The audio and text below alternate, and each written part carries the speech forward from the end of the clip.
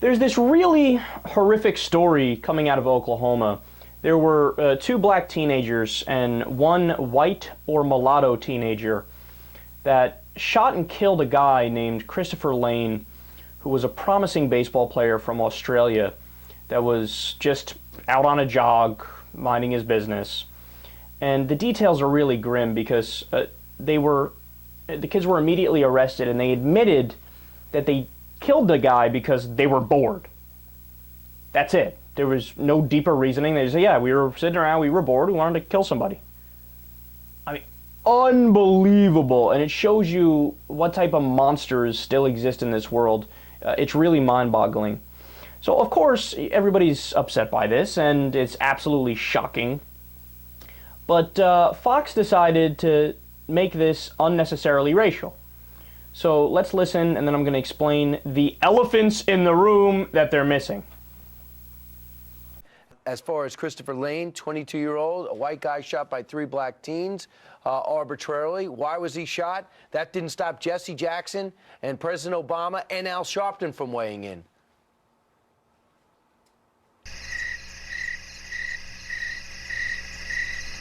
Okay. Right, we're still waiting on the T-shirts. Nothing yet, I guess. I thought we had it in. It isn't in yet? Wait a second. Maybe they're not weighing in. You mean, where's the Al Sharpton rally? He's so good at starting rallies for people. Like Colonel Alan West tweeted this. We were bored and decided to kill somebody. That's a quotation from these guys. Three black teenagers shoot a white jogger. Who will President of the United States identify with this time? Once again, probably crickets. You know, immediately they make it racial. Now, I've heard the comparison already to Trayvon Martin from many people.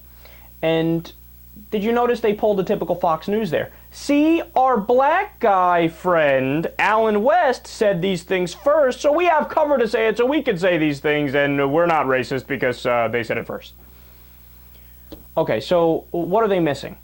Well, you want to know why the country went through a long period of anger and outrage and a dragged-out trial that we all watched like a hawk with the Trayvon and George Zimmerman case?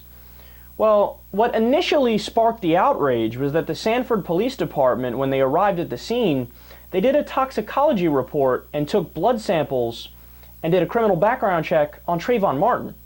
They did not do any of that for George Zimmerman, which is incredible because a dead teenager, you're running the tests on the dead teenager? Now look, it's protocol to do it on everybody. So okay, do it on Trayvon, but also do it on Zimmerman, and they didn't do that. And then there was video of him walking around with no handcuffs, and there was no arrest. He wasn't arrested. After a public outcry, 44 days later, he was finally arrested. Now that is what sparked the outrage in the Trayvon Martin case. So the anger came from a lack of swift justice.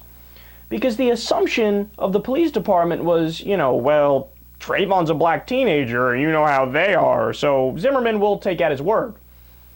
But in this case, there was swift justice. The kids were immediately arrested, and they're all in jail, and rightfully so. Everybody's happy that they're in jail, but you can't compare the two cases. I mean, what do you want Al Sharpton and Jesse Jackson and President Obama to do? Come out and give a speech and talk about how, yes, which is why we're going to say today you need to... what? The kids have already been arrested and there's been justice given? Arrest them again? Well, what do you want? And furthermore, there was evidence in the Zimmerman case that race was involved. I mean, whether or not the things later turned out to be true or not, the original reporting was that he called him a fucking coon.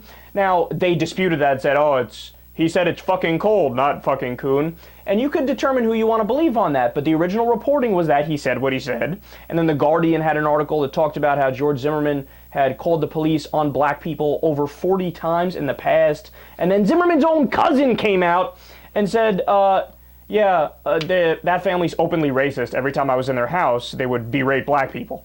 His own cousin said that. Never mind the fact that, Zimmerman was accused of molestation and harassment on multiple different occasions, and there were racist comments on his Facebook. So here we have a scenario where the motive was based, as far as we know, right now, and if this changes, of course, then we'll come out and talk about it, but it was only based on the boredom of the kids. It wasn't based on some sort of black power movement or feelings of African-American superiority or some sort of racial stereotyping. It was 3 murderous asshole kids who literally killed out of boredom. Now, again, am I saying you don't condemn them and you don't lock them up? No, of course you condemn them, and of course you lock them up. Everybody's upset about that, and everybody's calling for justice. But you don't pretend like it's racial when it's not racial. And you don't call on leaders like Al Sharpton and Jesse Jackson and President Obama to come out and discuss this when justice was done. What do you want them to discuss? They were arrested immediately. I mean, every murder that's ever happened in the country, they should come out and talk about that? That's irrational. It doesn't make any sense.